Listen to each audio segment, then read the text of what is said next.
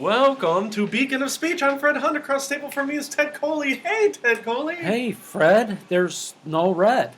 Yeah, I don't know what's going on. When I tried to get what Ted's talking about is we watch the sound file as we talk, and I'm so loud, there's always a lot of red. It's starting to pop up red. I just apparently got to get in the swing of things. What is Beacon of Speech? We want freedom of speech for everyone. Maybe not the fools in ISIS, and I don't know. Pretty soon we're gonna have to cut Donald Trump's cord or mic, but we'll talk about that today also. That's on my outline today, Ted, because I know Donald Trump is your favorite topic. Yeah, I was just thinking we haven't invited him to appear on the show lately. No, you know what? Maybe we'll have to do an open invitation. Maybe for fun, we could send him a invitation and try and get his son as a representative of Donald Trump and see how that goes. But topic number one. Usually I don't share my outline with you beforehand, but the first thing is so hilariously funny that I had to share with you the topic. Okay? And we're just going to lay it out a little bit for people who don't live in Cleveland. It doesn't matter. It's not like anybody outside of Cleveland's listening, okay? But for the last 3 to 5 years, one of the hot topics in Cleveland is East Cleveland and Cleveland want to merge. Is that true, Ted? Yes, I have heard that. You've heard that for many years now. Well, I've heard that East Cleveland wants to merge. I Right. don't know if Cleveland wants to merge. Yeah, well, for people who have not been around, who aren't from Cleveland, okay? Cleveland is a horrible, miserable city, one of the 10 most dangerous cities in the United States. Okay, I just saw it on the Daily Mail this week. They're the 9th most dangerous city. It was like Detroit's 1, St. Louis 2. You know, the usual culprits, right? You know what I'm talking about. We've talked about inner city crime over and over on Beacon of Speech, right? Well, East Cleveland is not a real suburb. It's like the ghetto of Cleveland. Would you say that's fair? Yeah. So for people who aren't aware of Cleveland geography, it'd kind of be like if Compton and LA wanted to merge. And LA is like, okay, well, why would we want to merge with Compton? I understand when Compton would want to merge with LA, right? But not vice versa, right? Same thing with East Cleveland. East Cleveland, or in boating, if the Titanic wanted to merge with the Edmund Fitzgerald. Yes, that's another good analogy. But you actually, how long did you have a route in East Cleveland? Oh, man, probably close to 10 years, maybe? Right. Now, the reason I ask is, what would you rather do? Would you rather drive down Euclid in East Cleveland, or would you rather drive down Euclid in Cleveland? Euclid in Cleveland. Yeah, because it's nicer and it doesn't look like you're going to get shot as you're going through. Because when I used to sub out on East Cleveland route, they're like, oh, just go down Euclid in East Cleveland. I'm like, no, I don't think I will. I think I'll hop on the highway and I think I'll go around East Cleveland. Fred, you know you're using Iron Mountain gas. Well, that's the thing. They tell you they want you to go a certain way, and I'm like, yeah, I'm not comfortable going that way. So it's damned if you do, damned if you don't. You're using too many miles, but then I feel safer, but they're like, well, you're using our gas to bypass Euclid and East Cleveland. So I think the audience gets it, that it's a glorified ghetto. Okay? Mm-hmm. Now, this year, it's finally heated up. East Cleveland and Cleveland are going to merge. It's going to happen, right? So Cleveland said, all right, we are going to merge with East Cleveland. And again, we're talking generalities, all the legal stuff. It's in motion, right? So this year, the Euclid City Council, or not Euclid, I'm sorry, the East Cleveland, I'm thinking of Euclid Avenue. Now you're going to have to keep this in your head, Ted. The East Cleveland City Council made a list of demands to the city of Cleveland in order for a merger to work, okay? So why don't we play this game? I am the East Cleveland Council. You get to be the city of Cleveland. And I'm going to give you the punchline before we get to the main meaty part. when this was on Cleveland.com, I took this straight from Cleveland.com. One of the first comments was a picture of Ted Knight as Judge Smails, right? And it was him yelling, "You'll get nothing and like it." That was on there? Yeah, under the comments section. Like, as soon as the article's over, you go to comments. First comment is Judge Smails. That's one of my favorite sayings. Yeah, and so when I saw that, I automatically thought of you. Because it's like, you'll get nothing and like it. And that's what East Cleveland should be getting. Okay? You ready? I'm East Cleveland. When we merge, I still want to be autonomous. No. Okay? I would also like a district in Cleveland. We're going to be semi-autonomous, and our district is going to be called East Cleveland, and our district, we get University Circle in all the hospitals. Oh, no. Yeah. Okay, well, let's keep going.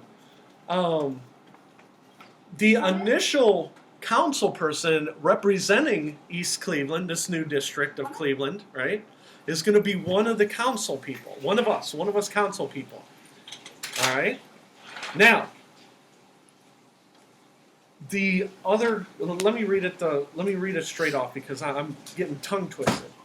The new East Cleveland ward will be elected from the current elected government officials, meaning once we merge, there is no general election. One of us from East Cleveland automatically get the job. And then we will stand for election with current Cleveland City Council members.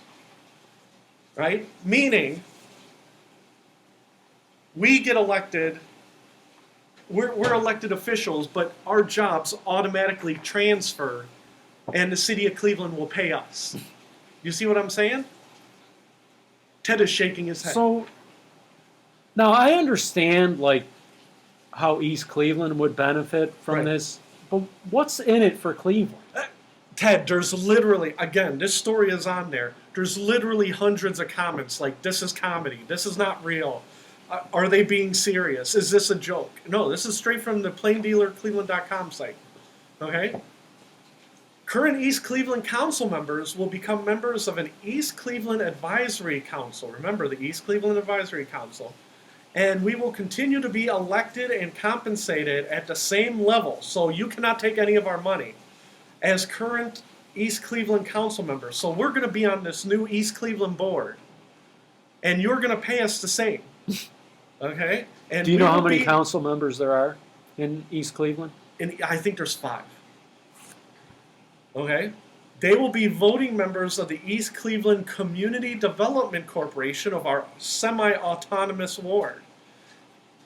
And all 5 of us will be getting the same amount of money as we did before. Are you going for that, Cleveland? No. The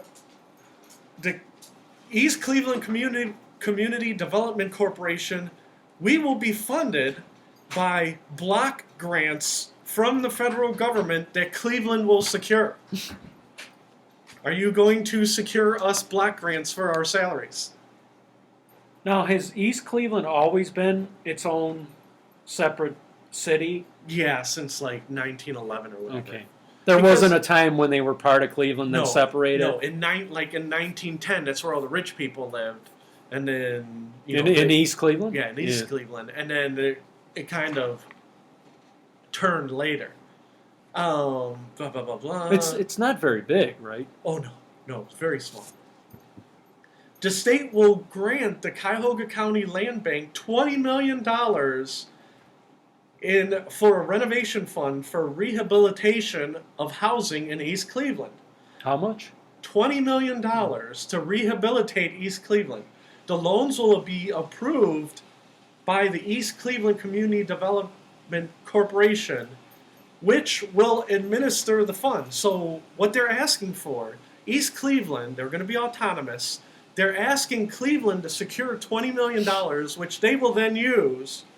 And then Cleveland will have no say in how the $20 million is used. Only East Cleveland. Are you buying that, Cleveland? No. Okay.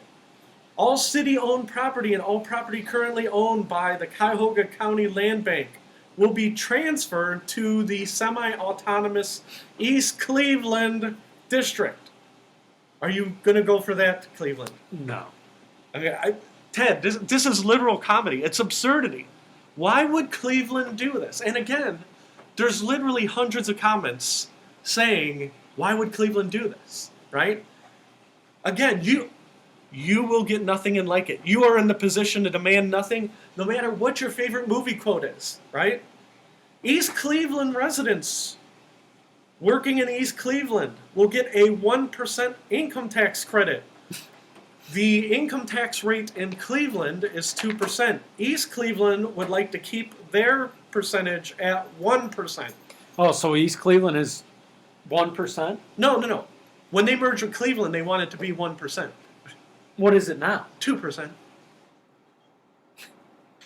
Are you going for that, Cleveland? No, absolutely not. The state will issue an annual $10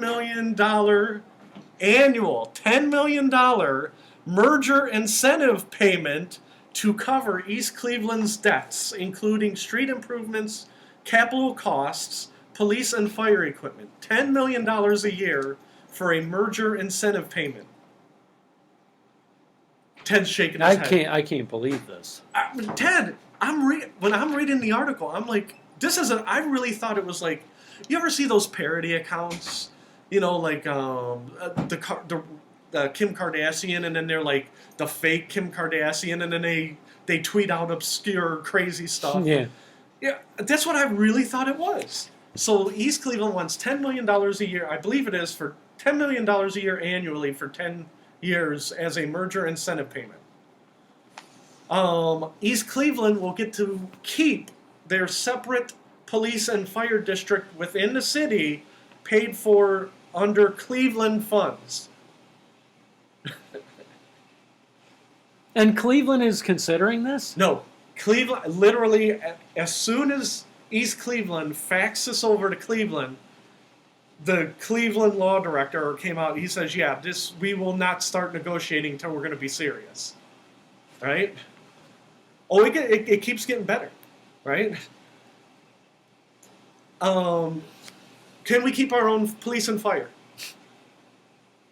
Ted says no. No. East Cleveland will get to maintain its own municipal court and its own municipal court payments. I'm trying to... About how many people does East Cleveland have? What, about 20,000? About 20,000 people. Cleveland's down to about 400,000.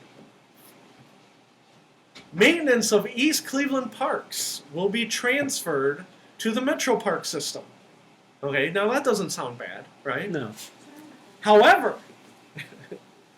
local management and control will remain with the East Cleveland Park Association, meaning the Metro Parks pay for everything, but East Cleveland manages what goes on in the parks. Okay. Are you going for that? No. Okay. So in other words, have somebody else do all the work, and we'll keep the big picture, guys. Right.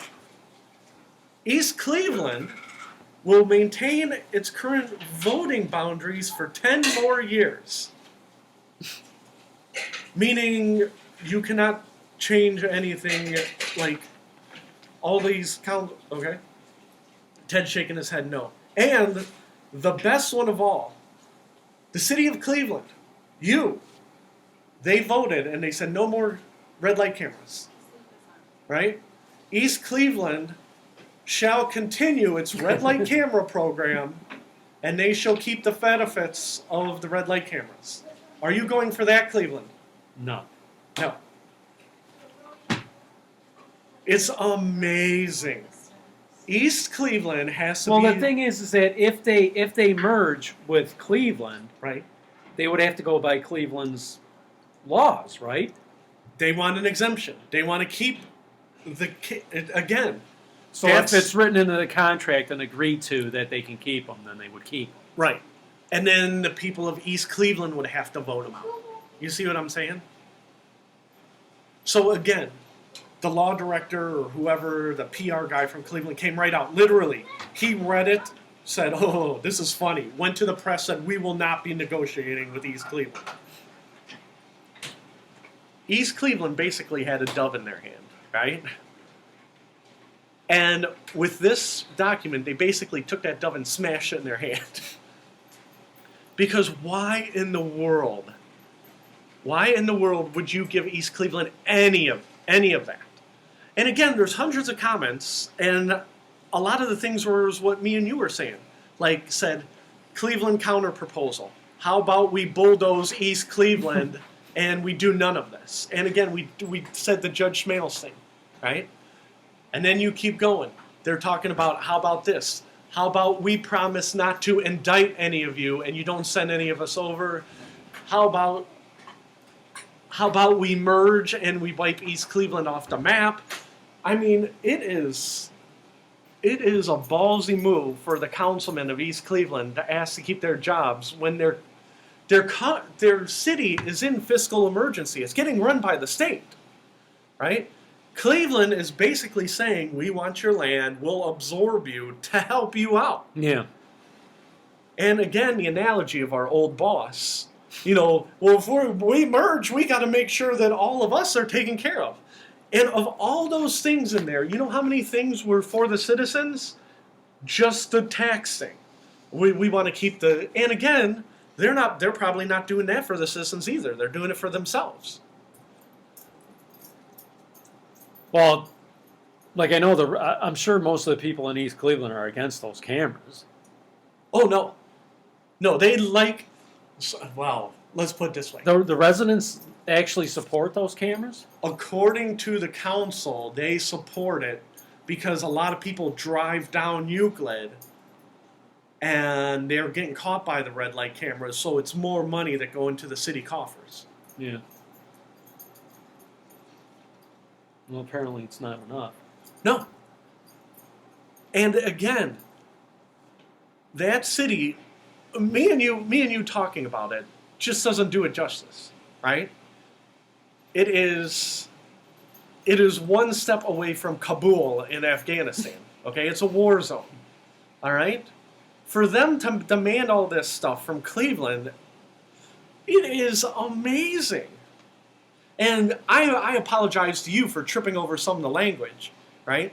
But did you hear any of that was rational? No, none of it. And again, if they weren't in such dire now, if it was a nice suburb like Westlake or Pepper Pike, a rich suburb, you can negotiate. You can say, listen, we're doing you a favor. East Cleveland is literally bringing them nothing. They're not bringing any excellence. They're not bringing any tax revenue. The only thing they can bring is land. You now, see did what I'm they saying? mention anything about East Cleveland's police force? Was that one of the... East Cleveland will be a separate police and fire district within the city. So meaning, like in Cleveland, there's fire and police districts, Section 6, Section 3, Section whatever. East Cleveland would have their own fire district, own police district. Yeah. You wouldn't partition it up. What Cleveland just wants to do is take the land and then split all the services and dissolve all this stuff in East Cleveland. Because they don't have any money to spend on it. And East Cleveland's like, no. We want to keep our services. So East Cleveland wants to keep everything they have now and just have somebody else pay for it. Correct. Yeah, you just, in one sentence, you brass tacked it. All right? That's the brass tacks. They want to keep everything. Well, isn't that what everybody wants? Well, but that's a gall move to try and pull it. And again, say me and you were private companies, right? Let's say you're Iron Mountain and I'm Recall, right? You can do this behind closed doors, right? I'm going to negotiate the merger and I want this. And you go, no, you don't get this, but I'll give you this. So you can negotiate behind closed doors. Because we're talking about two public cities, the negotiations are semi-public. You know what I mean? Yeah. So it's not that hard. All a plain dealer has to do is say, we want to see public records, and they're like, okay. But when the Cleveland, and again, I'm sorry I didn't write down what title he was. When he came right out and he said, I saw this, I said, screw that. And he wasn't that blunt. I'm paraphrasing. it's almost unprecedented that somebody would come out. So it was like the guy ran to the podium, so people knew that they were not seriously considering this. And again, let's use Brantnall for an example. Brantnall is a fairly rich suburb, right? Yeah. Now, say Cleveland wanted to merge with Brantnall. Brantnall would have some leverage. Yeah. They're like, we're on the lake. We have lakefront property. We have high-end taxpayers. Well, Bratnall is right by East Cleveland, isn't it? Right. But Brantnall's on the lake. East Cleveland's surrounded by... I'm surprised East Cleveland doesn't give that list of demands to Bratnall. But see, that you don't know where they're going. And again, it's how are you going to take care of us? And when I say us, I mean the elected officials. I did not see a whole bunch of stuff about the citizens of East Cleveland. So I'm sorry to start with such a dry topic, but I was stunned. That's hilarious. Yeah. And again, you can ask for anything. You know, how many times have me and you talked about you can negotiate anything. But if you put something on the table as outlandish as that, and then don't think it's going to get out, you got to be the biggest crazy person there ever was. Now, personally, I agree with the person who said, let's bulldoze that land and start over. You know, we'll just, if you're in a shitty part of East Cleveland, we'll absorb you and we'll pay for you to move to the crappy part of Cleveland. And they want to keep the red light cameras. You know, I know Ted pretty good. I know Ted is not having any of the red light cameras. Oh, no, I hate those. Yeah. I mean, I would do whatever I could to avoid those. Oh, yeah.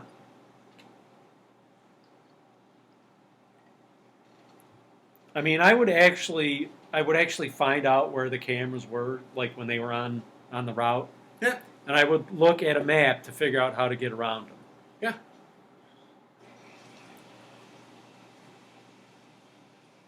So do you, as Cleveland, we're going to tie this up because I beat this into the ground. As the representative of Cleveland, what is your counter proposal to me, East Cleveland? Get out of here, and we won't bulldoze your city. Wait. Don't let the doorknob hit you in the ass. Is that what you're saying? All right, so I beat that into the ground. Let's go to the next thing because we teased at the beginning. Donald Trump. I would, if I was Cleveland, I would start lining up bulldozers right on the border. You know, like an invading army. Yeah. And say, well, we're ready for our cease and desist, or we're coming in. So I teased it at the beginning that we were going to talk about Donald Trump. Donald Trump, after he basically abused the poor Khan family, right? He's apologizing. He's saying he's sorry. He's backtracking. Trump never apologizes, and he has apologized, right? Now, I don't know how much of this you heard because this came out a week ago, and I wanted to talk to you about it. So we're going to backtrack, okay? He apologized to the Khan family. He apologized to these people. I might not build the wall, right? He's backtracking like crazy. Now, as a Donald Trump supporter, what do you have to say for yourself? Yeah, what do you... Do you think that he is being sincere when he's apologizing? No. Okay. Now, Michael Moore came out this past week. Michael Moore, the documentary Well, you know, I filmmaker. think that, in all fairness, Donald Trump is probably using the same tactic as East Cleveland. Oh, yeah. Just asking for whatever he wants, knowing that, well, maybe he doesn't know things. Hey, no. That's our opening offer. That's the starting point of the negotiations. That's the art of the deal. So Michael Moore, the documentary filmmaker, right? He came out, he wrote an article, and I read it. It was I wish I would have wrote it, okay? I like Michael Moore. Sometimes he's over the top. Sometimes he's too far to the left. But when Michael Moore is being rational and he sits down I read one of his books, and if you have a rational conversation with him, you can talk to Michael Moore, okay? When he does his movies, he's over the top because I'm making a movie. It's part documentary, part entertainment for hyperbole, right? Michael Moore said that he knows, and he's not going to reveal his sources, that Donald Trump never wanted to run for president. He knows that for a fact. Michael Moore knows that? He knows that for a fact. He said what happened is Donald Trump was in negotiations with NBC, and he was doing The Apprentice, season 10 or whatever. And Donald Trump wanted to go from $1 million an episode to $2 million an episode or whatever it was, right? And NBC said, since your ratings have been going down, how about if we go from $1 million an episode to $750,000 an episode, right? So it was like Cleveland, East Cleveland again, right? This is the analogy. And now Michael Moore didn't use Cleveland, East Cleveland, but that's what I'm using, right? Donald Trump went to NBC and said, listen, how about this? How about I Walk? The Apprentice is one of the most popular shows on NBC, which it was, right? NBC was, circling the drain, right? And he says, if you don't pay me, I own The Apprentice, I'll pull it off the air, and I'll run for president. And NBC called his bluff and said, okay, why don't you run for president? That would be funny. That would be a reality show. Michael Moore said all this? Michael Moore said that's what happened. He has friends in NBC, but he would not reveal any names because he said they'd get in trouble. He didn't want to reveal his sources. But he ran for president to try and gouge NBC for more money. And when they wouldn't give him more money, he said, well, I'm running for president, and they called his bluff. And he goes, take away whatever Donald Trump says, whatever he does, take away his policy. You are going to elect a president who's basically using the presidency as a contract negotiation. Yeah. And he goes, that should scare the crap out of everybody. And he goes, I'm not, and even Michael Moore said, I'm not saying that Donald Trump is 100% wrong on everything, right? He goes, but as a rational human, people in America need to know, and he was like almost pleading with people. He is not running America to help America. He thinks of this as a big game show. He's gonna parlay this into a reality show and a gig for his son and this and that.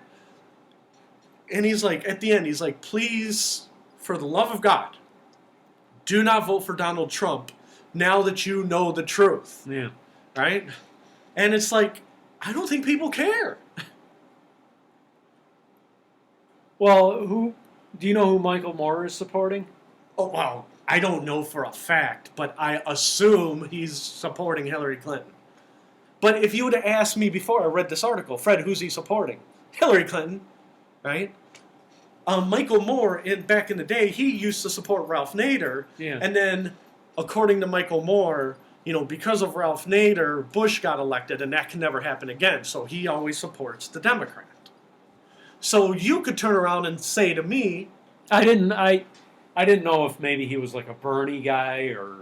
Well, I think he was a Bernie guy. Okay. But once Bernie got absorbed into the Hillary camp, he's like, listen, Donald Trump must be stopped. All right? So you could turn around and say to me, hey, Fred, maybe Michael Moore is making this up. The problem is that everything Michael Moore said in that article, take away politics and stuff like that, it made sense for someone who's a megalomaniac. Yeah. Right? Listen, when Michael Moore laid it out, because I don't want to turn this into Fred Hunt reads articles all days for an hour and a half. But it made sense. Donald Trump's trying to get a better deal. Hey, I'm going to run for president. Now, if Michael Moore made this up, he's got quite an imagination, right? But who knows? Maybe Donald Trump, and we're going to defend him here, maybe he was thinking about running for president, and he told NBC, listen, I'm thinking about running for president. You're going to have to pay me to not think about running for president. You see what I'm saying? Yeah. So that's possible. So maybe Michael Moore is getting one side of the story. But even if Michael Moore is only getting one side of the story, it's still a crazy-ass story. Wouldn't you say? Yeah. And I find it hard to believe that Michael Moore literally pulled this out of the air. In real terms, in negotiations, it made me think this could feasibly happen. You know what I mean? We're not talking pie-in-the-sky alien abduction stuff. Could you see Donald Trump doing a negotiation like this? Oh, hell yeah.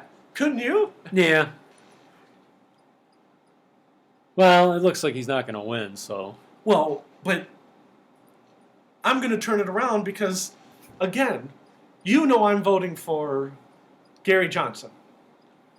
The problem with Donald Trump, let's just take Michael Moore at his word. Okay, now you could choose not to. I'm going to take him at his word. Let's say that Michael Moore is 100% right. Okay, just hypothetically. And you were like, I'm not voting for third party. I'm going to vote for Hillary. Okay? I see memes on my computer every single day about people who have crap on the Clintons and 2 weeks later they turn up dead. Okay? Right? Yeah. The guy from WikiLeaks, and I know you know this story, he hinted that the guy who gave him all the documents died a month after he leaked all the DNC documents, right? You've seen the story. Yeah. Hillary Clinton's like, I didn't kill anybody. It's a mystery how that guy died. Well, there was a whole Is slew. that the guy who got shot, what, like in Washington, D.C. or Yes. something? Yeah, 27-year-old guy. Yeah. And then the WikiLeaks guy came out. Shot himself twice in the head. Yeah. And the WikiLeaks, and this is where I'm going with this. The WikiLeaks guy, you know, he's like, oh no, our guy's dead. He goes, our source is dead. We have the documents and our source is dead. Right? Well, you don't want that as a president either. And you'd be like, oh, well, Hillary Clinton didn't do any of that. This is not the first time it's happened. I saw something where they said there's been 12 mysterious deaths linked with Clinton scandals since Bill Clinton's been in office. Yeah, yeah. So it's not just one, it's not just two, and it's another pattern of behavior. I'm sure the Clintons did not order hits on 12 different people. Yeah. But you don't know what's happening in these things. And the reason I bring this up, the last time we did Beacon of Speech, and again, this isn't someone getting murdered, okay? One of the things that I think is one of the most reprehensible shows on TV is Celebrity Rehab. Okay, are you familiar with Celebrity Rehab? Yeah, I've seen it a few times. So Dr. Drew Pinsky, right?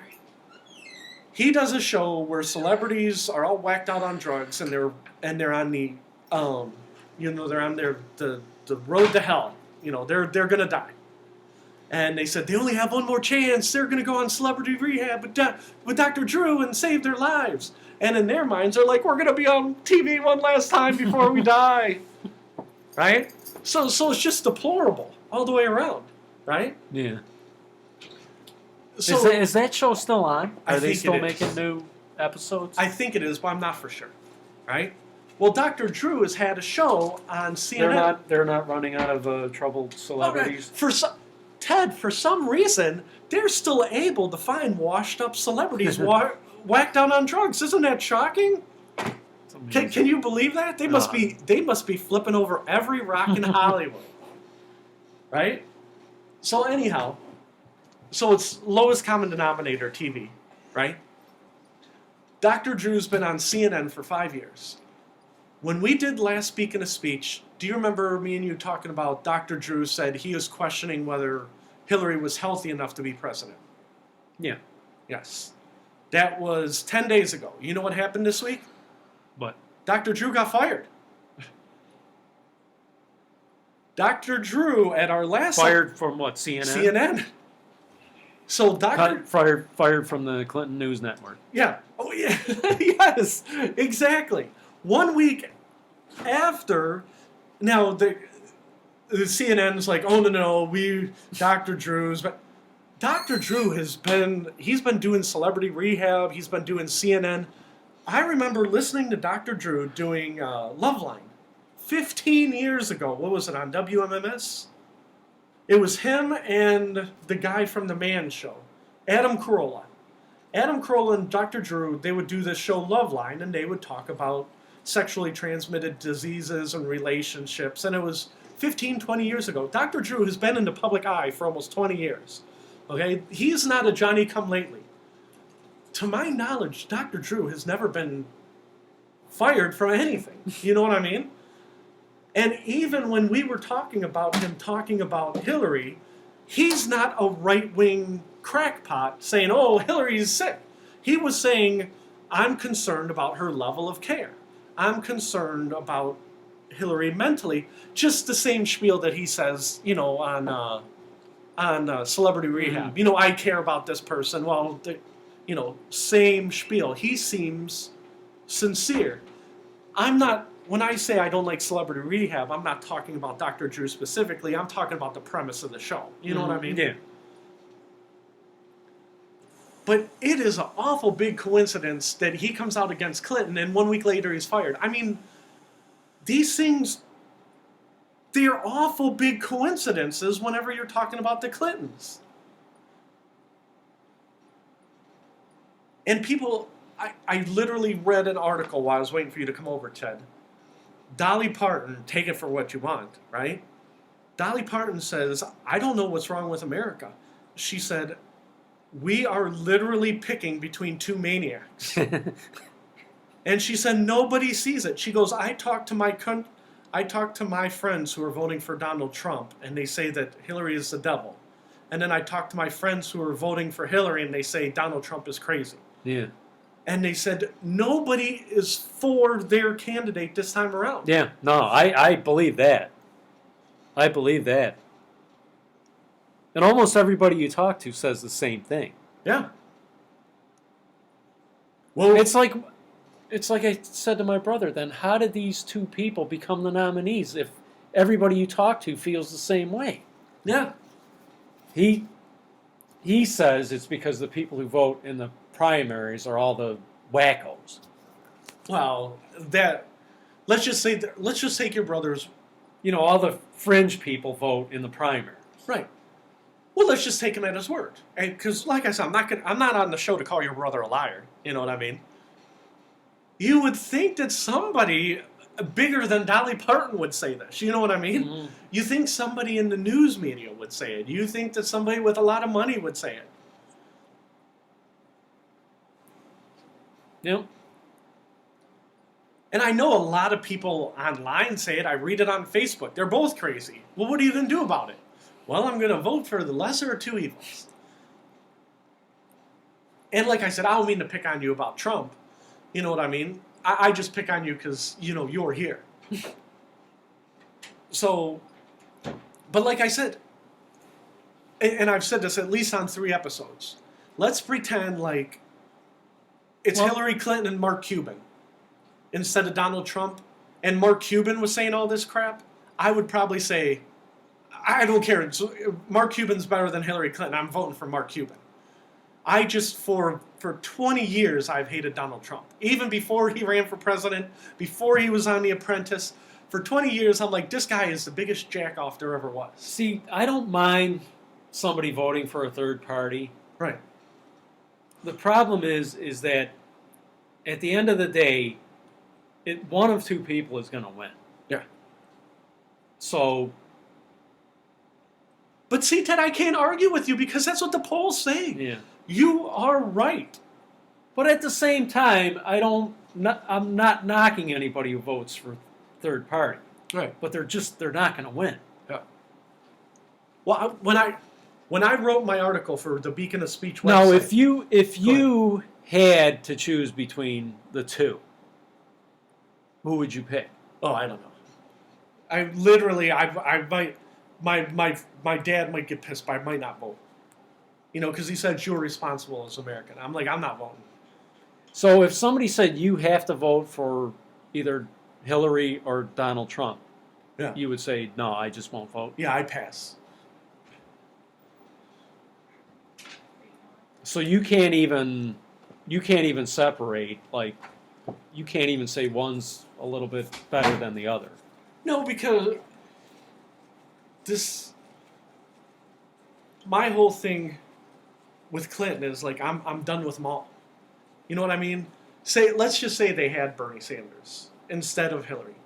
I might vote for Bernie Sanders, right? Probably not. You might But vote over for Trump, Bernie over Trump. Yeah, maybe. Because I kind of like that they called him Crazy Bernie and stuff. And that whole Larry David thing, it made me laugh. It's like voting for Larry David. That is funny. So, but yeah, I'm just so. What month is this? This is August, right? Yeah. We still got 3 more months, and every time I see an election ad, and it's like paid for by Hillary Clinton, and all she does is take Donald Trump and put his own words, and so she's not doing anything illegal, she's not doing anything tactless, but at the end when they're like, paid for by the Hillary Clinton Foundation, I'm like, oh, the Clinton Foundation! Oh my Lord. You know what I mean? Let me give you an example, okay? And this is why I'm so sick of Democrats, Republicans. What year did Katrina hit? 2005. Okay. Yeah, 2005. 2005, Katrina hit. Okay. New Orleans, the governor was, the mayor of New Orleans. Ray Nagin. Yes, he was a Democrat. The governor of Louisiana at the time was a Democrat. Yeah. And then Bush was the president, right? So Katrina slams into New Orleans, right? People are dying on the news, bodies floating down the street. We all know what happened on Katrina, right? Now, when Katrina happened, were there any coffins floating down the street like there are now? Have you seen that? Yeah, well, that's where I'm going. Ted, we're playing chess, and you see where I'm going with this. People went out, and they were screaming into the cameras, "Where's George Bush? Where's George Bush?" Right? They weren't screaming. Where's the mayor? Where's the governor? Yeah. George Bush is killing black people. Yeah. That's what I heard. Did you hear that? Yeah. Now, George Bush, this is where George Bush... I even heard that, didn't they say, they blew up the levees to make it... They blew up the levees. That's exactly right. I heard that too. Now, I don't believe that, and I know that didn't happen. Okay? But the narrative by the media was that George Bush was asleep at the wheel. Now, they were partially right. Okay? But what they should have been doing is screaming, "Where's our mayor?" Right? And then after that, "Where's our governor?" And then after that, "Where's George Bush?" Right? Well, they skipped the first 2 steps. The mayor and the governor both dropped the ball. George Bush should have known, right, that New Orleans was underwater, and literally within a day, once they effed it up in Louisiana, he should have been like, "Listen, the federal government's going to help you out because your local government failed you.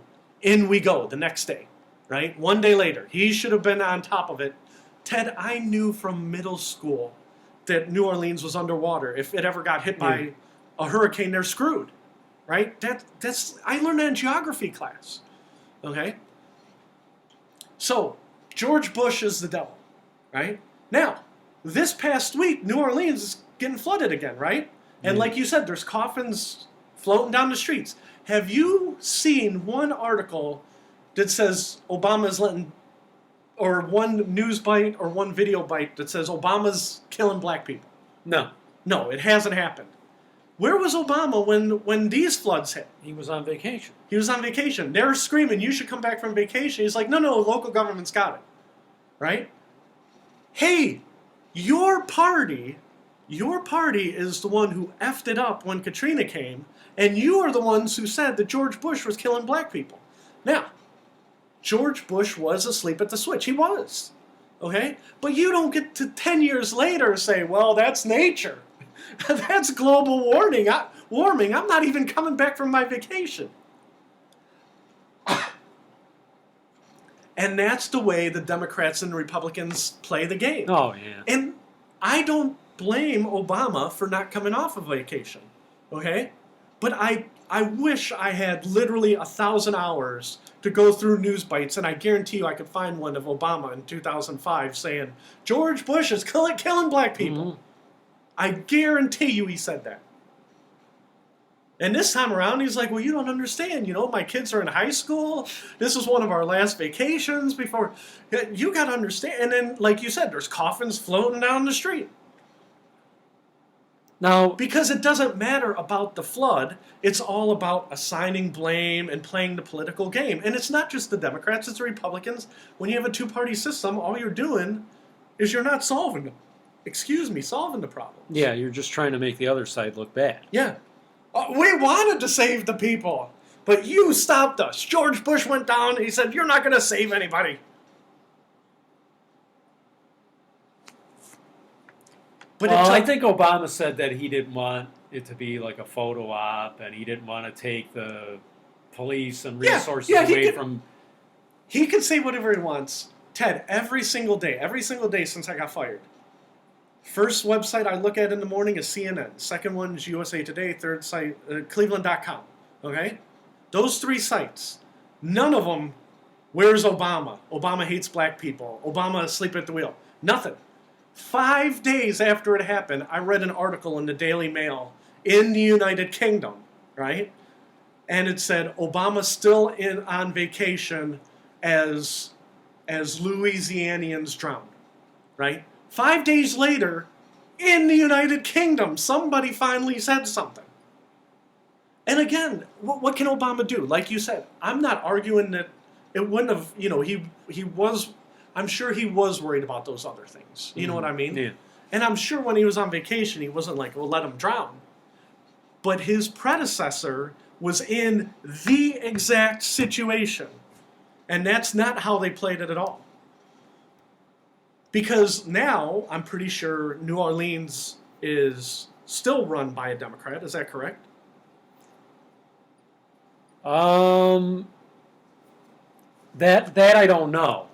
I know that Louisiana, their governor is Bobby Jindal, isn't it? I believe he is. I'm not sure if he still is, but I'm pretty sure. And he is a Republican. Correct.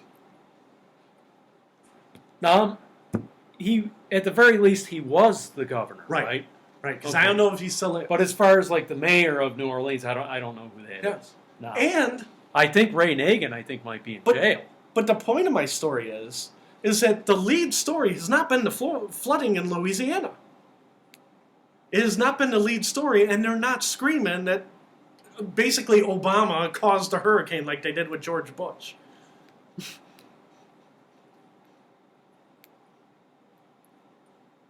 While we're down south, do you want to talk about hurricanes anymore? Yeah, I do, because isn't there one heading for Florida? Yeah. Yeah, but that'll just wipe all the Zeke out to sea. That'll work. I Now, did is that see supposed they to were hit, what, this weekend? Yeah. Or Yeah. is it, what's the category? Oh, I don't even know. I saw a map. It said hurricane's on its way. Yeah, I'm gonna have to watch the Weather Channel, Okay, because here- somebody else brought that up today, and that's the first I've heard of it. But I do know this is the prime time for September, August. big hurricanes. Yeah. Okay, Ted, I very rarely give you homework. Would you say that's fair? Yes. Your homework is to follow the hurricane for Beacon of Speech 35. We're on Beacon of Speech number 34. Right? Okay. Now, since we're talking about Obama versus Bush, and again, I'm not saying Bush is evil and Obama's awesome or vice versa. I'm just saying you got to hold their feet to the fire in the same way. And it's just not happening in the media. Okay? Now, why are we called Beacon of Speech? Because, remember the spiel I did the first 10 episodes? Freedom of speech is under attack from the left, under political correctness, and on the right from blah, blah, blah. Right? Mm-hmm. The left and the right is attacking freedom of speech all the time. Right? The whole reason I do this show something happened that like solidified why I do this every week. Okay? I wrote down on the outline. University of Kentucky. They have a professor. He was accused of sexual harassment on 5 different occasions. Right? This is why you do beacon of speech? Yes. So people can sexually harass people. No. I do it because University of Kentucky, this professor still has a job after he supposedly sexually harassed 5 different people. Why does he still have a job? Because he has to make a living. Now, I don't... I'm sorry, Ted, you made me laugh. Now, is he still there because of tenure, because it's unproven allegations? Nobody knows because the documents are sealed. Okay? Now, the documents are sealed, and again, whenever things happen once, you never know. Once it happens 5, 10, once you're Bill Cosby and you got 80 women accusing you, chances are, even if, say, 20 of them are fake, 60 of them are still real, right? That's math, Ted, okay? So University of Kentucky has this professor.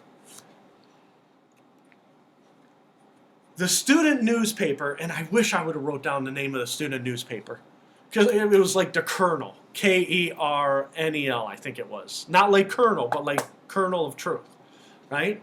Student newspaper got wind of the story. They went to the University of Kentucky, to the administration.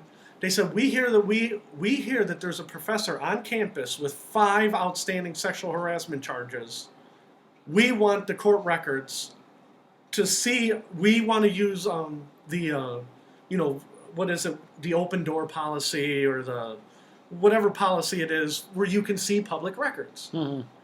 University of Kentucky tells its own student newspaper, go away. Oh, would that be the Freedom of Information? Yes, Freedom of Information Act. That's what they used. Okay. Student newspaper, they had a meeting.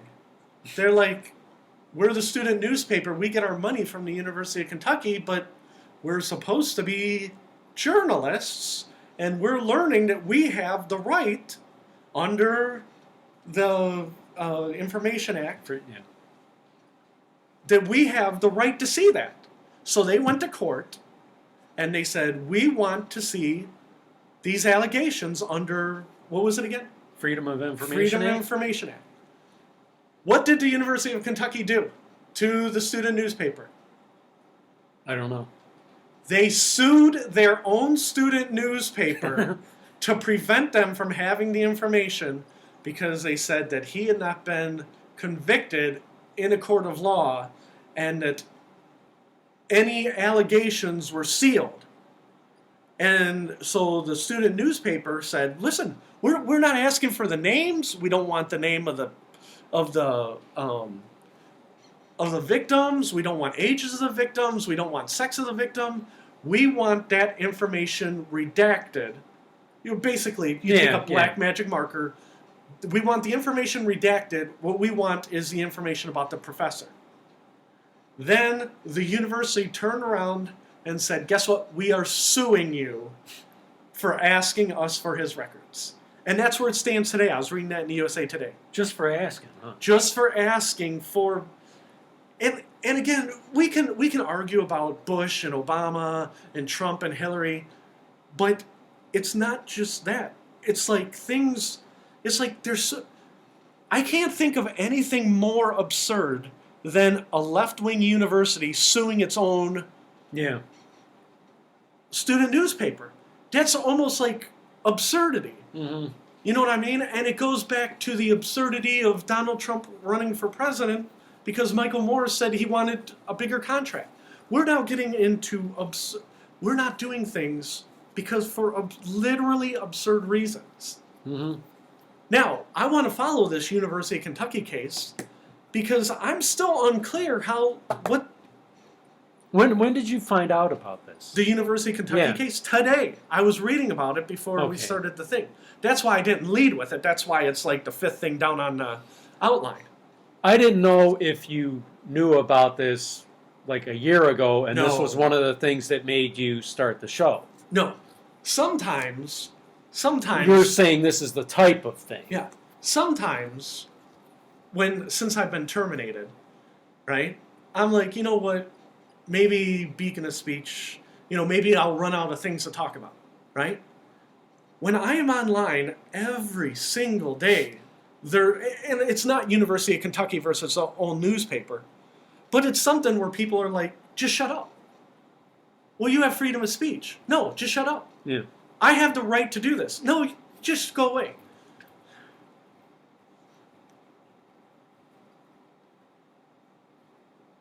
Yeah, that is absurd. And there's so many people in America who think they're beyond reproach.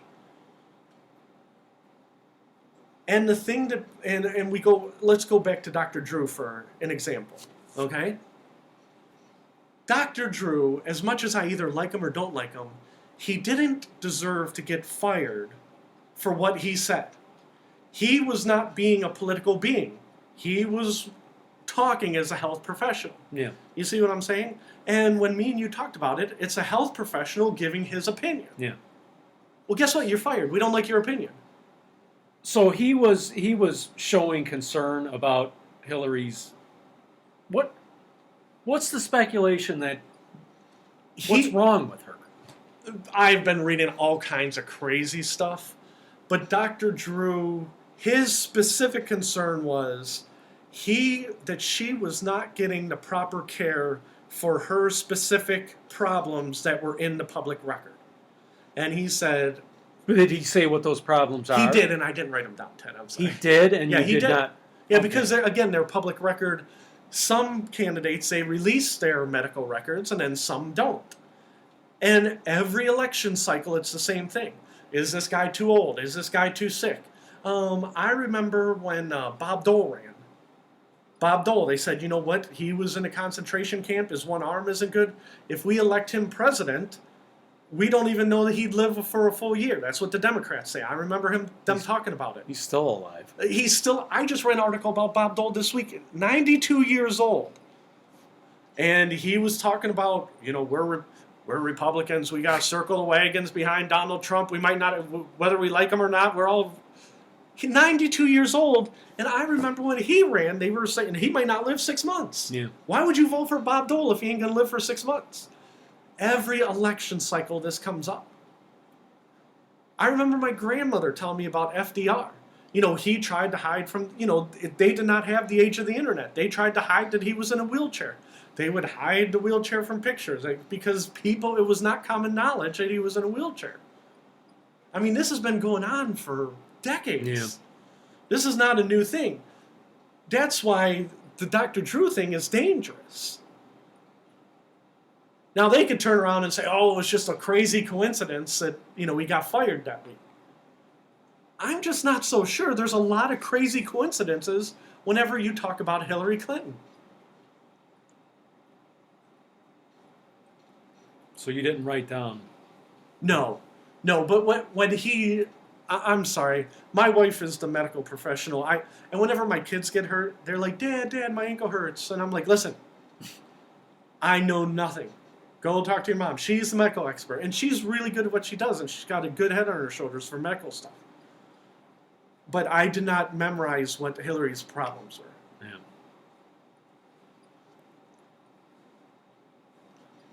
Like, I think I've heard that she might be on, Coumadin? Yes. Have you heard that? I do believe that was one of the drugs they said she was on. Yeah. So, but again, Because did you hear that? Did she have a stroke or? The right-wing Sean Hannity types have speculated that she has had a stroke. Yeah. But because Coumadin is what, a blood thinner? Yes. Is Coumadin a blood thinner? Yes. Yes. Well, we had to yell to the medical professional. And once you hit a certain age, once you're in your 70s, everybody gets put on Coumadin for something. Yeah. Short-term, long-term, right? We got to thin your blood. You're having, whatever's in your legs, or you're going to have a stroke, or this or that or the other thing. Coumadin is not an uncommon drug. I've actually heard of it. Yeah. So. Oh yeah, so have I. That's what they say. I'm going to cover the mic because What? The short guy from work. Don't say his name. Oh yeah. He's yeah. on. I think he was on Coumadin. Okay. Okay, go ahead. Oh, you did hear that? I don't know if they heard it, but I didn't say his name. I just said don't say his No, name. But you- I think he was on Coumadin. Oh, okay. Yeah. I didn't know that. Yeah, we have a mutual friend who had a stroke in his 40s, and you would never guess. You know, he weighs maybe 100, 120 soaking wet. And I'm like, how in the hell did he have a stroke? Yeah. You know what I mean? And that goes back to nature versus nurture. You know, he probably kept been eating cheeseburgers his whole life. He was going to have a stroke no matter what.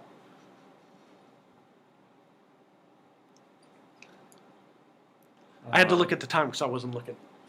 So, but no offense, because I know you kind of like Sean Hannity. And Sean Hannity's not the worst. He's not the worst out there. But I'm not listening to Sean Hannity when he's talking about medical stuff. You know what I mean? Yeah, I do get.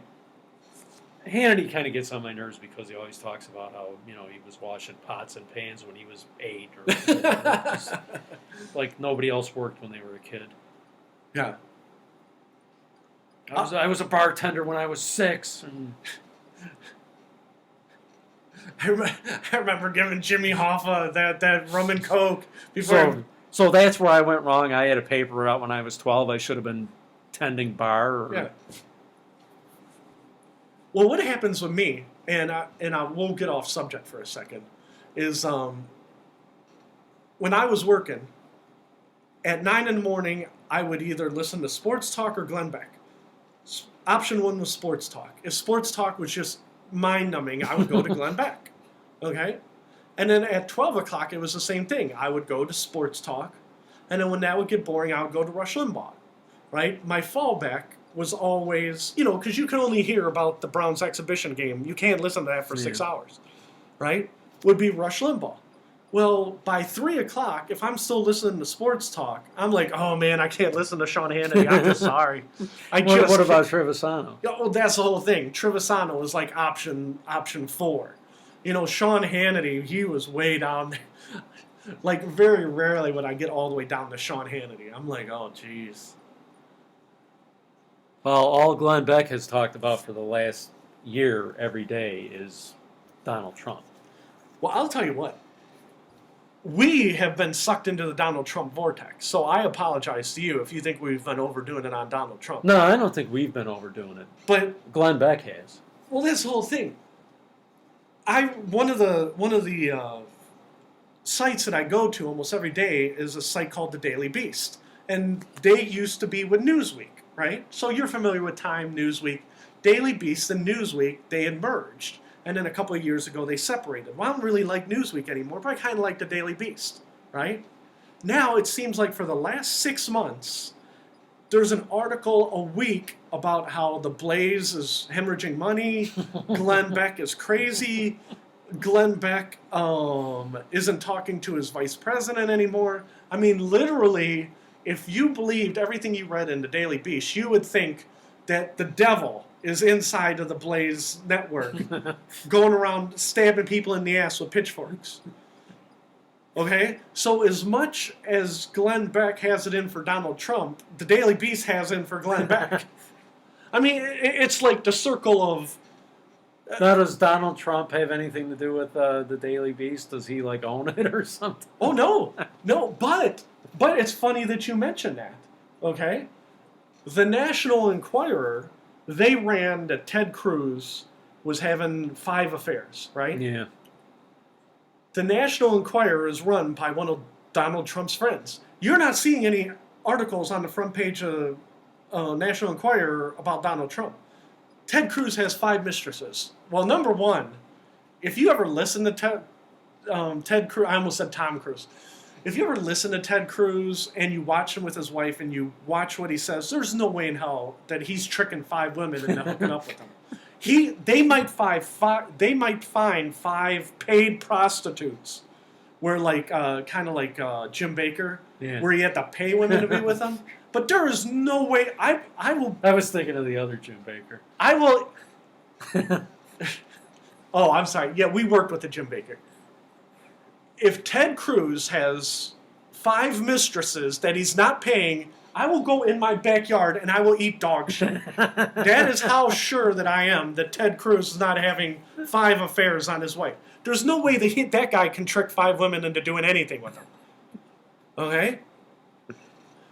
So the National Enquirer is basically smearing the hell out of Ted Cruz, right?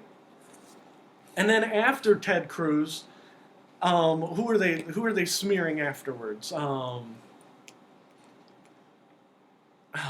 drawing a blank.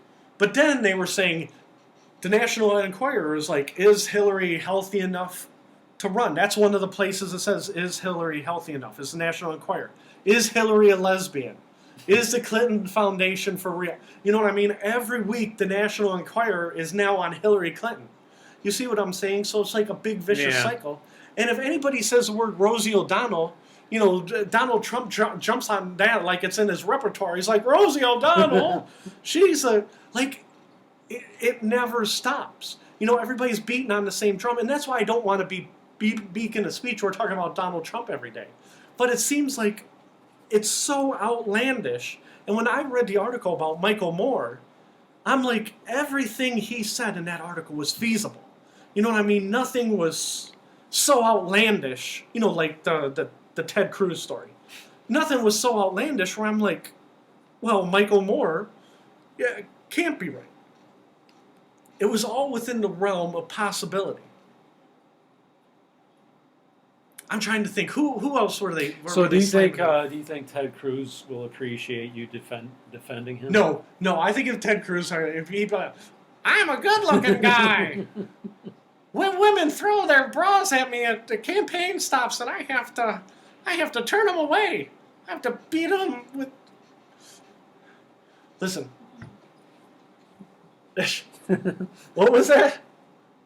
I got a comment from the peanut gallery there. Are you talking to me or are you talking to someone else? Myself. Oh, okay, she's talking to herself. So, but yeah, Martin Luther King, right? Back in the 60s, you know, I have a dream. He was very inspirational. Rumors is that he was one of the biggest players there ever was. Yeah. Okay? He had a wife and kids. You don't want to talk about it. But you could see that Martin Luther King had charisma. Yeah. You know what I mean? He gets out there and he's a leader of men, right? You could understand why women would flock to that. Now, I'm not saying whether he should or shouldn't have committed adultery. What I'm saying is you could understand how you could be attracted to a man like Martin Luther King. What I'm saying is Ted Cruz is, holy cow. he might be, I've told Ted this story over and over again. I first had heard Ted Cruz in one of the debates, and I didn't know it was Ted Cruz. I'm hearing 10 different voices. Yeah, I remember you telling me that. And I'm like, who in the hell is this weenie that I just want to stab in the temple? And you're the one who said, oh, I think that was Ted Cruz. Yeah, I think that was the first debate. I think it was the one that was here. Yeah. That guy does not ooze charisma. Yeah, he's got a tinny voice, just... But, like I said, who's to say that that's not what the country needs? You know what I mean? Maybe the country needs somebody like Ted Cruz. Now, I don't agree. I wasn't going to vote for him. But I'm saying that his personality holds him back. You know what I mean? Yeah. I'm sorry. So far today, I have slandered East Cleveland. I've slandered Ted Cruz. I've slandered... Who else is going to be coming knocking at Fred's door? What about the Pope? We haven't talked about him. I don't want to talk about the Pope because I want to stay the heck away from that. That's what we're going to talk about next week, just so you know. I'm going to mark it down. What, the Pope? No, well, yes and no. I've been reading stories. You read the story about the girl who got, and I forgot her name. Her last name's Mueller. And she got kidnapped by ISIS. And then we tried to rescue her, and we accidentally killed her when we bombed her compound. Yeah, I remember that. Well, now stories are starting to come out. I'm telling you, I don't know what religion she is. And when I say I don't know she what got religion she got killed. is, Right? she got killed. Yeah. But I don't know if she's Baptist. I don't know if she's Lutheran. I don't know if she's Catholic. right? Yeah. But there's stories coming out where she was like, you know, we're gonna escape. We want you to come with us, and she's like, no, I want to stay, right? And they paraded her in front of the other prisoners, and they said, she converted to Islam, or yeah, she converted, and she stood up with her captors and said, no, I didn't. I'm a Christian, right? If she's Catholic, what they're talking about is saint stuff that she was doing inside that Syrian prison. Yeah. And the Pope is going to have to make a decision. Now, I don't know. Maybe she's Lutheran. Well, she can't be a Lutheran. I don't think she could be a Lutheran saint. You know what I mean? Mm-hmm. But I'm telling you, some of the stories that's starting to come out about her, she was like, they were talking to men about her, because they're declassifying it, a year or two later. Yeah. And they're like, the strongest person in that prison was Mueller. And I Yeah. keep forgetting her first name. Is it Katie Mueller? Yeah, maybe. Yeah. And I'm telling you, the Pope's going to have to make a decision about her. Because, if she really did say, I will not convert, with her things. Well, because, what was it? She went over to Syria to give, like, humanitarian aid. And then Yeah. she fell in love with a Syrian man. And then while they were helping the refugees, which is what you're supposed to be doing if you're a good Christian, right? They got captured. Yeah. Well, they said, we're going to keep this American as a bargaining chip, and they let her boyfriend go, right? Because he was a Muslim and he was Syrian. They said, well, you go. He's like, no, I can't leave my girlfriend. And they're like, if you say we're going to kill you, and he's like, I'll see you later, right? But all these stories are leaking out about Now, her. that guy does not have to worry about becoming a saint. No, he will not. He will be more. He will be in the storybooks. He will be more like Judas. Okay, where they're like, "You leave, or else we're gonna kill you." He's like, "See ya." Is this the motor scooter you're giving me to get back to my house? Right. But so the Pope is gonna have to make a decision, and then the other decision is if she's like, "I will not convert. I'm a Christian." He's got to decide. Was it a miracle that other people escape and she stayed? You see what I'm saying? Well, I think I heard something that she could have escaped with a couple or one or two other girls, but she didn't want to go with them because she looked American. Right. And the other girls didn't, and she didn't want to increase Their chances of getting captured. Right. Right, but that's saint stuff. Oh, yeah. You know what I'm saying? Yeah. So when you brought up the Pope, I'm reading this story and I'm like, holy cow, he's going to have to make a decision. But again, I don't know.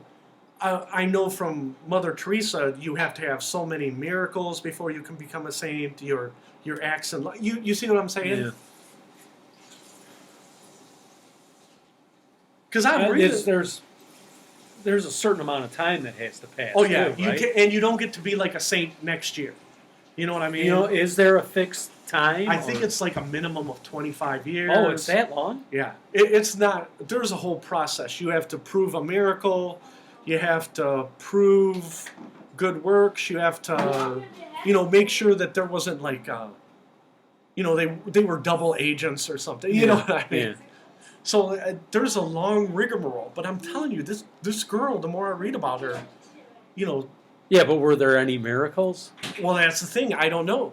Because some of it was classified. You know what I mean? Mhm. Because she was a prisoner of war.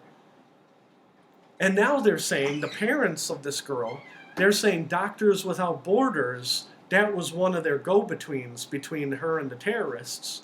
And Doctors Without Borders kind of screwed her. You know what I'm saying? So now there's something else. She was betrayed by her boyfriend and Doctors Without Borders, and the only person she had in that prison was God. You see? Yeah. You see where I'm getting at? So in the face of, and when I was a kid, I used to read all the saint books, right? I just don't know the politics of being a saint. How many times have you seen the bumper sticker, Jesus wasn't Jesus wasn't Christian, Jesus was Jewish, right? Yeah. Well, then it doesn't matter what, if she was a Christian, what denomination she was shouldn't matter, right? Mm-hmm. So, but that's what I was going to do for next week. Because I wasn't ready for that this week.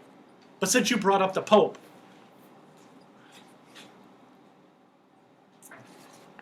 I have predictions. Do you want to do our science predictions before we wrap things up? Sure. Okay. I'm going to test your science knowledge. Oh boy. You are going to fail because this- I would have failed. This is going to be a problem. And I am not trying to be a jerk to you. What I'm saying is I would have failed. Okay? I think if I would have failed, you would have failed. What is the closest star to our sun? Not one that has a planet by it. Okay, I wasn't asking you, closest Alex. star to our sun? Yes. No, the closest star to our sun. Alex is giving away the punchline. What did you say, Alex?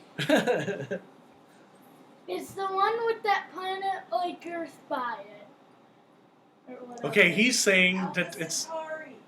Okay, from the other room, my wife got it right. Alpha Centauri. Oh yeah, I would have never gotten that. Okay. Stop pecking on the window. Okay, Alex. I didn't even know that was a word. We got 5 or 10 more minutes. Oh, he's yelling at the ducks because they're pecking at the window. Okay. Alpha Centauri is the closest star. From the other room, you're correct. Now, what I did not know is that Alpha Centauri is technically not one star. It is a system of 3 stars. And instead of just the sun, there's like 3 solar systems, and it's called the Alpha Centauri system. So there's Alpha Centauri A, which is about the same size as our sun. Alpha Centauri B, which is about the same size of our sun, and they're fairly close, right? And their solar systems, and you know, it's like being a block away to the left, block away to the right. They're still about the same distance. And then a place called Proxima Centauri. Okay, so those 3 stars make up the Alpha Centauri system. And all 3 of them are the closest stars to the sun. But they just call them Alpha Centauri for short. The 3 stars. Well, the smallest one... Now, can we see these stars? Oh, yeah, they're close. Now, Proxima Centauri is a red dwarf. It's much smaller than our sun. They discovered a planet about the size of Earth, right, around Proxima Centauri. And they discovered it's about the same distance from Earth to the sun, from that planet to that red dwarf, in relation to size-wise, right? And they said, if we were to go to another planet and another star system, that would be the #1 candidate in 50 to 100 years if we discovered new propulsion systems where we can send a satellite out there. Now, me and you are not going to be doing Beacon of Speech in 50 years. In 50 years, you will be 98. Yes. You will be like Bob Dole with your pants hiked up to your nipples, right? Saying, I'm going to live forever. Okay? When you are 98, do you think that we will have a spacecraft that can go to Proxima B? That's the planet. Because Proxima is the star, Proxima B is the planet. Do you think in 50 years we'll have a spacecraft that can get there? Well, how far away is this? My wife just yelled yes from the other room. Well, I think so too. You think so too? Yeah, but how far away is it? I believe they said 4 light years. 4 light years. Yes. Now, how far away is Mars? 100 million miles or something. It's not a light year away. Like say you leave Earth and you're leaving the solar system. 1 light year is beyond the Kuiper Belt. You see what I'm saying? That's way out in the middle of nowhere. And then 4 light years is, 4 times as far as the outermost. You know how Halley's Comet comes every 76 years? It basically goes to the edge of the Kuiper Belt out past the Oort cloud and everything, and it comes back every 76 years, right? So Proxima Centauri is a minimum of 4 times that length out that way. You know what? No. Ted changed his mind. That's too far. Ted says that's too far. My wife yelled from the other room, yes. I actually do think in about 20 years that they're going to be able to take some sort of gravitational wave where they don't have to burn fuel.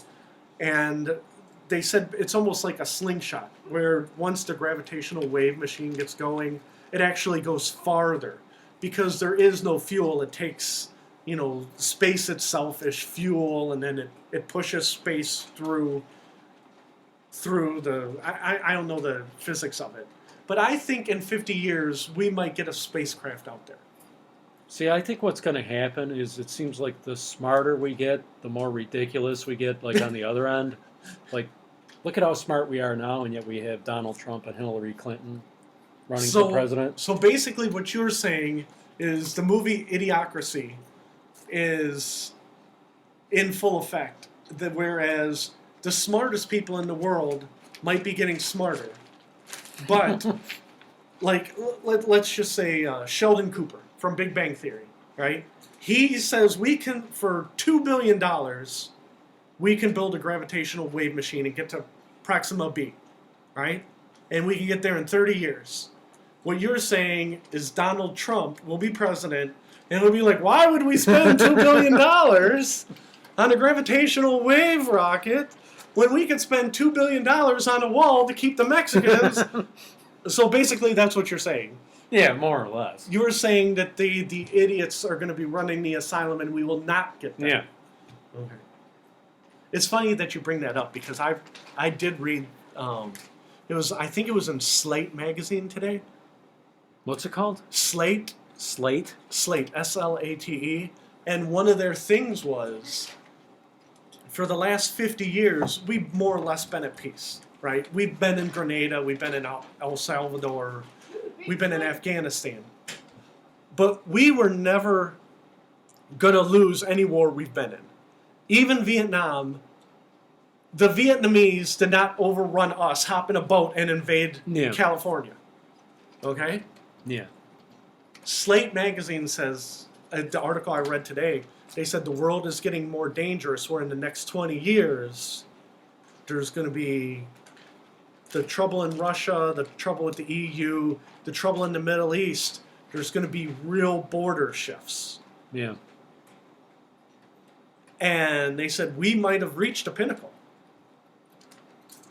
It's like, wow, that's great. Mm-hmm.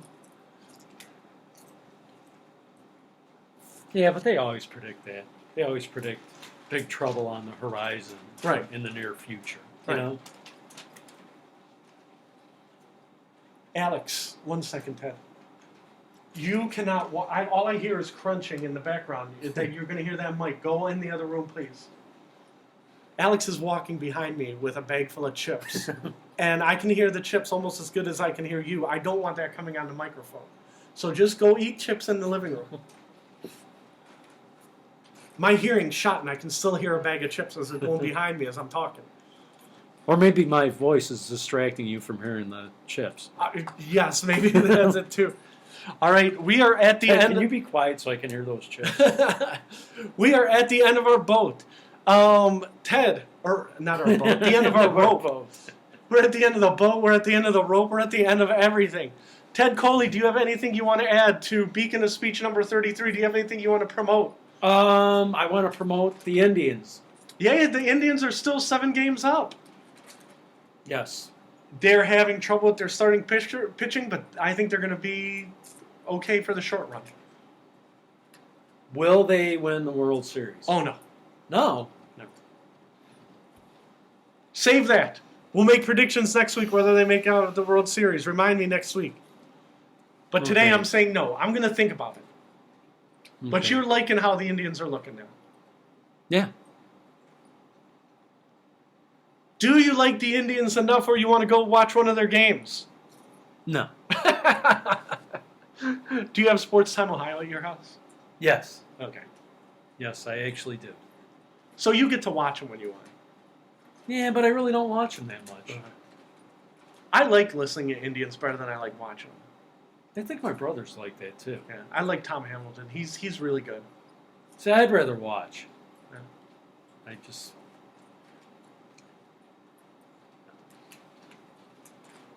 Ted, everybody's different. I'm different. You're different. And the Browns are playing now, aren't they? They're playing right now because as soon as we turn this off, because I wanted to aim for 9, as soon as we turn this off, we're going to turn on and see how the Browns are doing. And, I was listening to Tony Grossi on KNR today, and he said last year they went 3-13, right? He said that they're a better team than they were last year. And then Tony Rizzo yelled at him. He said, they were 3-13 last year. And he goes, well, so far they're looking better than last year. You know they traded Mingo, right? Was that Barkevius? Yeah, Mingo? Barkevius No, Mingo. I didn't know that. Yeah, they traded him. Okay, we'll have a quick pop quiz before we end this. Barkevius Mingo was drafted in the first round 2 years ago, or was it 3 years ago? I don't know. Let's just say for argument's sake, he was drafted in the first round 3 years ago, and he was like the 8th or 10th pick in the whole draft, right? I think it was 3 years ago. Okay. He was drafted 8th in the whole draft, right? Yeah. Somebody came knocking on the Browns' door. They said, we would like to trade for Barkevius Mingo. And the Browns said, what will you give us? I have the answer. You don't. They said, we will give you X. The Browns said, here you go. Take Barkevius Mingo. Now, keep in mind, 3 years ago, he was the number 8 pick in the whole draft. First of all, can you guess what team wanted Barkevius Mingo? What team wanted Barkevius Mingo? Right. I don't know. Houston. The New England Patriots. Oh. Now, did they win the Super Bowl last year or 2 years ago? So yeah, 2 years ago. 2 years ago. My son yelled, thank you, Alex. He's right, 2 years ago. The Super Bowl champ 2 years ago, we wanted to take your first round draft pick from 3 years ago. We will give you X. What is X the New England Patriots gave them? Johnny Manziel. They gave us a 5th round draft pick. Which, if you do the math... And Barkevius Mingo is probably going to become an all-pro now. Oh, yeah.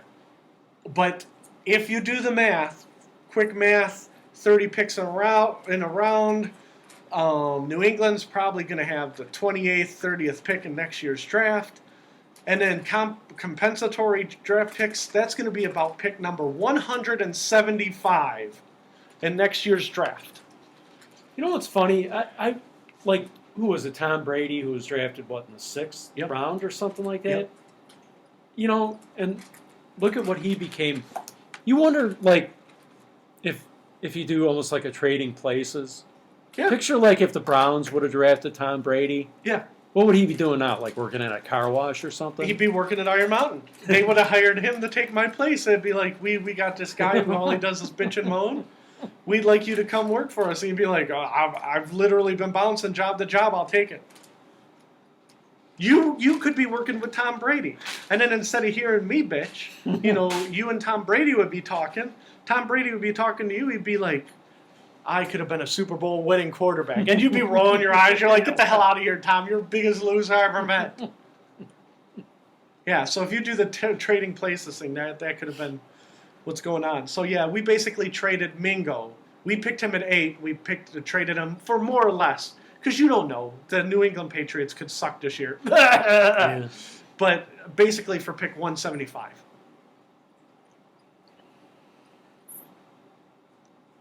Did this just happen? Yeah, it happened yesterday. Yeah, because they were talking about it today, and they were like, because that's why I wanted to hear it. I wanted to hear about Mingo. Because I'm like, you really couldn't get anything better for the number 8 pick in the draft than pick number 175. And Ted's just shaking his head. He can't believe. You really didn't know they traded him for a 5th? Nah, I haven't really been listening to too much of anything because now it just drives you crazy. Pretty soon I'll be like that. You'll be like, oh, I can't even listen to Fred. That's why we got to kick it up a notch. So, all right. Before I let you go, let me promote one or two things. How old are these banana pops? Alex, we just bought banana pops 2 days ago. Oh. And I just told you we were going to be done in 2 minutes. But it's a really important part. Well, if you listen to the radio, all you hear is a voice saying, "Where are the banana pops?" How old are they? Okay, go eat your banana pops. Okay, so anyhow, you want to promote the Indians. I want to promote the website. Beacon of Speech, we have a blog. You can hear the latest episode. This will be posted hopefully tonight. There's what else is on there? Archive. So this will be Beacon of Speech number 33. You can hear Beacon of Speeches number 1 through 32 on there. And it also has links to my book, my short story, the movie that me and Ted did, correct? What was our movie called? Blasphemers. Blasphemers, the movie. It would probably be rated R due to language, not because of violence or nudity. And there's also links to about 30 different articles I did for top10s.net. We would have had violence and nudity, but we couldn't get enough people. You know what? If I had more money, I would have had violence and nudity. Not to give it away, but one of the scenes, Joe Coffin, who does, he's Joe the Empty Chair. Yeah. My script was 140 pages. We did 110 pages. One of the 30 pages we didn't do is I was going to take a couple $100 and pay a girl to be topless and walk into the locker room, and Joe was in with her. And Joe goes, "Yeah, write it in the script." Joe was all over that. I said, "Well, I'm married and I can't do that." And I said, "But Joe, we're doing it for you." He's like, "If it's in the script, I'm going to have to do it. Yeah. It doesn't matter if I'm married or not." And that's, well... Joe's a I'm sorry. Joe's a true I'm artist. sorry. Joe fought it. What is his wife's name? Missy? Missy. Joe fought it the whole time, and I was making him do it. That's what I meant to say. That was the revised story. I'm sorry. I had to remember that. Well, we're it on wouldn't public have record. been Joe that was doing it. It was Joe's character. Exactly. It was Joe's character that was going to do it. So I had that written in the script, but then I ran out of money before we could pay somebody to do that. So. It's always the problem. On that happy note, I'm Fred Hunt. That's Ted Coley. Everybody have a great night.